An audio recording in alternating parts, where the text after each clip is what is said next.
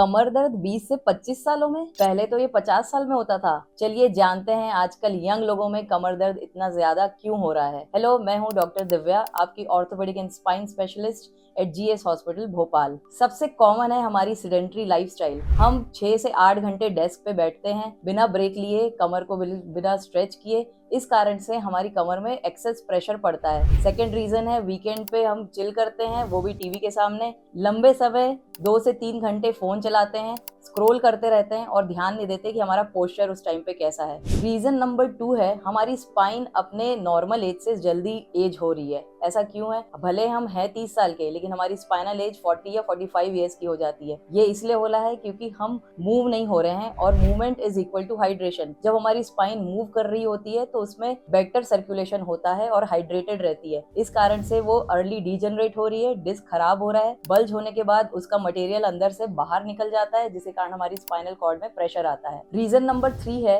आजकल हमारा stress level बहुत ज्यादा है। स्ट्रेस लेवल जब बढ़ता है तो शरीर में कॉर्टिसोल रिलीज होता है। इस कॉर्टिसोल के रिलीज होने से हमारी मसल में स्टिफनेस क्रिएट होती है। ये स्टिफनेस आप ज्यादातर नोटिस करेंगे जब आप स्ट्रेस्ड होते हैं, तो आपके अपर बैक और स्कैपुलर रीजन पे आता है, जिसे हम मिड बैक या फिर साइकोजेनिक पेन भी कहते हैं। रीजन नंबर 4 है रॉन्ग एक्सरसाइज ट्रेंड्स। जैसा कि जिम ब्रोज करते हैं, जिम में जा रहे हैं, पहले दिन ही भारी डंबल से एक्सरसाइज करना चालू कर दिए, भारी डंबल्स या भारी वेट लगा के वो डेडलिफ्ट्स कर रहे हैं। इसे आपको अवॉइड करना है और कोशिश करना है कि आप पहले अपने मसल्स को स्ट्रेच करें। स्ट्रेचिंग के बाद अप्रोप्रिएट वेट से रेगुलर इंक्रीजिंग इंटरवल पे जब आप एक्सरसाइज करते हैं तो ये तकलीफ से आप बिल्कुल बच सकते हैं। यंग लोगों में खासकर ईगो लिफ्ट्स देखा गया है। अपने ईगो को साइड में रखिए, पहले मसल्स को स्ट्रेच करिए, फिर अपने एक्सरसाइज को फुलफिल करिए। आजकल नया ट्रेंड चालू हुआ है work from home. Working from home जब आप कर रहे हैं तो आपको ध्यान देना है सही टेबल चेयर में बैठ के करिए, आपका स्क्रीन लेवल आपकी आंख में हो। बट हम क्या कर रहे हैं, डाइनिंग टेबल पे काम कर रहे हैं, काउच पे स्लाउचिंग पोजीशन पे काम कर रहे हैं, या फिर बेड पे लेट कर काम कर रहे हैं। ऐसा करने से आपके स्पाइन में ऐसा कर्व आ जाता है सी शेप का, जिसमें आपके नेक पे एक्सेस प्रेशर पड़ता है जब आप नीचे देखकर काम कर रहे होते हैं। एक्सेस प्रेशर हमारा नेक सिर्फ 6 to 8